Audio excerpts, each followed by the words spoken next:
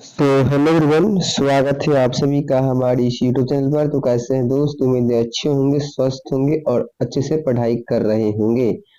आज की क्लास में हम मैट्रिक बोर्ड परीक्षा 2025 के लिए प्रकाश के परावर्तन तथा अपवर्तन के जितने भी वीवीए ऑब्जेक्टिव क्वेश्चन हैं उसको हम देखेंगे कि आखिर किस प्रकार के क्वेश्चन प्रकाश के परावर्तन तथा अपवर्तन से पूछे जाते हैं। ठीक है, तो आज की क्लास में हम ऑब्जेक्टिव क्वेश्चन को देखेंगे। तो चलिए ऑब्जेक्टिव की ओर चलते हैं बाबू।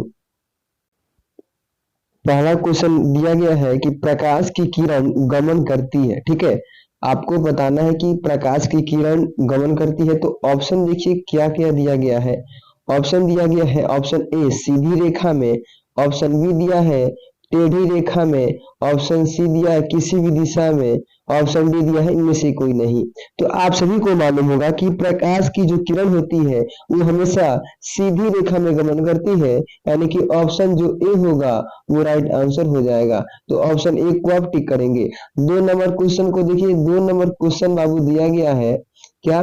2 नंबर क्वेश्चन है कि प्रकाश का वेग न्यूनतम होता है।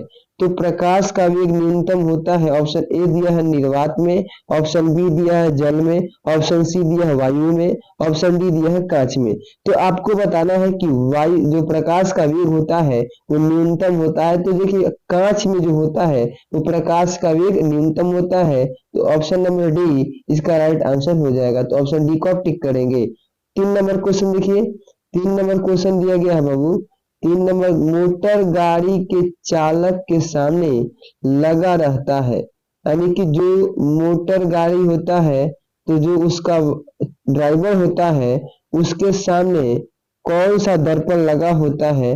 तो देखिए इसमें दिया है ऑप्शन ए में समतल दर्पण, ऑप्शन बी में दिया है उत्तल दर्पण, ऑप्शन सी में दिया है अवतल दर्पण और ऑप्शन डी में दिया है उत्तल लेंस।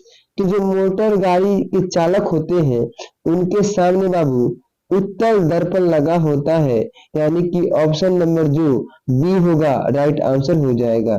4 नंबर क्वेश्चन देखिए। 4 नंबर क्वेश्चन दिया है कि मोटर कार के हेडलाइट में किसका प्रयोग किया जाता है? तो जो हेडलाइट होता है, मोटर कार की हेडलाइट में किसका प्रयोग किया जाता है बाबू? तो इसमें आपको अवतल दर्पण का प्रयोग होता है। तो ये आपको याद रखना है। इसमें बहुत सारे बच्चों को कंफ्यूजन होता है ये दर्पण वाले सूत्र यानी कि क्वेश्चन में। ठीक है, तो ये आपको की पॉइंट रखना है कि देखिए मोटर कार की हेडलाइट में बाबू अवतल दर्पण का प्रयोग होता है। 5 नंबर क्वेश्चन को देखिए। 5 नंबर क्वेश्चन दिया है कि समतल दर्पण द्वारा बना प्रतिबिंब होता है। तो जो समतल दर्पण द्वारा प्रतिबिंब बनता है बाबू वो काल्पनिक बनता है, यानी ऑप्शन नंबर बाबू बी में दिया है। तो ऑप्शन बी इसका राइट आंसर हो जाएगा। ठीक है, अब देखिए 6 नंबर क्वेश्चन। 6 नंबर क्वेश्चन को देखेंगे। 6 नंबर क्वेश्चन दिया है कि लेंस की क्षमता का एसआई मात्रक। तो देखिए लेंस की क्षमता का एसआई मात्रक आप सभी को पता होगा कि डाईऑप्टर होता है, यानी कि ऑप्शन ए इसका राइट आंसर हो जाएगा। ठीक है, अब हम देखते हैं 7 नंबर क्वेश्चन को। 7 नंबर क्वेश्चन दिया है कि प्रकाश की किरणें का पथ दर्शाने वाले चित्रों को कहा जाता है। तो देखिए प्रकाश के जब किरण जो पथ होता है उसको दर्शाने वाला जो चित्र होता है उसको बाबू किरण आरेख बोलते हैं। क्या? किरण आरेख। तो इसका ए नंबर राइट आंसर हो जाएगा। अब देखिए 8 नंबर क्वेश्चन। 8 नंबर क्वेश्चन दिया है बाबू। 8 नंबर क्वेश्चन क्या दिया है कि दो डायोप्टर क्षमता वाले लेंस का फोकसांतर होता है। तो दो डायोप्टर क्षमता वाले लेंस का जो फोकसांतर होता है बाबू वो 50 सेंटीमीटर, यानी कि option number D right answer हो जाएगा। 9 नंबर क्वेश्चन देखेंगे। 9 नंबर क्वेश्चन दिया है कि किसी उत्तल लेंस का फोकसांतर 50 सेंटीमीटर है तो उसकी क्षमता होगी, यानी इसमें लेंस दिया गया है कंडीशन में, मतलब कि लेंस दिया गया है। तो जब उत्तल लेंस का फोकसांतर 50 सेंटीमीटर हो तो उसकी जो क्षमता होगी वो 2 डायोप्टर होगी। यानी कि 8 नंबर क्वेश्चन में इसी प्रकार दिया गया था कि 2 डायोप्टर लेंस वाले यानी कि फोकसांतर पूछा था, लेकिन इसमें आपको फोकसांतर दिया गया है और आपसे क्षमता पूछ रहा है। तो ऑप्शन इसका डी राइट आंसर हो जाएगा।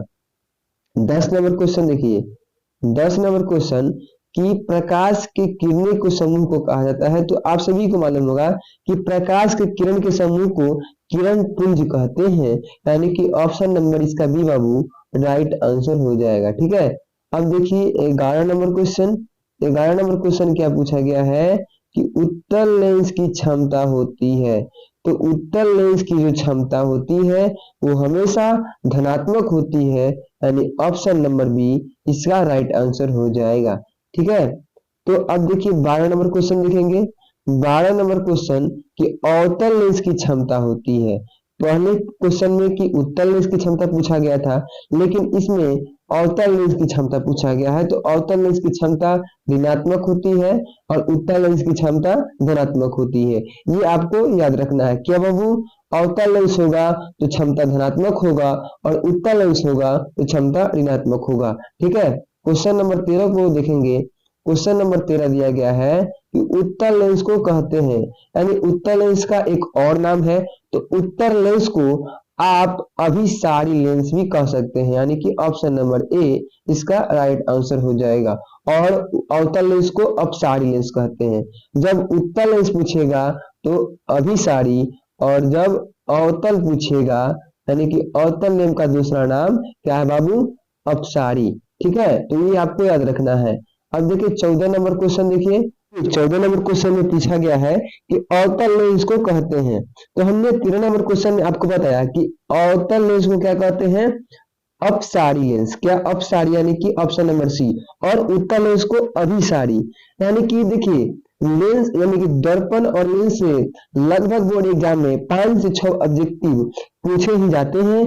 तो इसमें आपको कंफ्यूजन नहीं होना है, यानी कि जब भी पूछेगा कि अभिसारी लेंस तो उसमें हो जाएगा कि उत्तल। ठीक है, उत्तल उत्तल में क्या होगा, अभिसारी, और अपसारी में अवतल लेंस। ठीक है, ये आपको याद रखना पड़ेगा। अब देखिए 15 नंबर क्वेश्चन देखेंगे। 15 नंबर क्वेश्चन क्या पूछा गया है। 15 नंबर क्वेश्चन है कि निम्न में से कौन सा पदार्थ लेंस बनाने के लिए प्रयुक्त नहीं किया जा सकता। ठीक है, तो आप सभी को मालूम होगा कि लेंस बनाने के लिए आपको किसका प्रयोग नहीं होगा, मिट्टी का प्रयोग नहीं होगा। लेंस बनाने के लिए आपको जल का उपयोग होगा, कांच का उपयोग होगा, प्लास्टिक का होगा।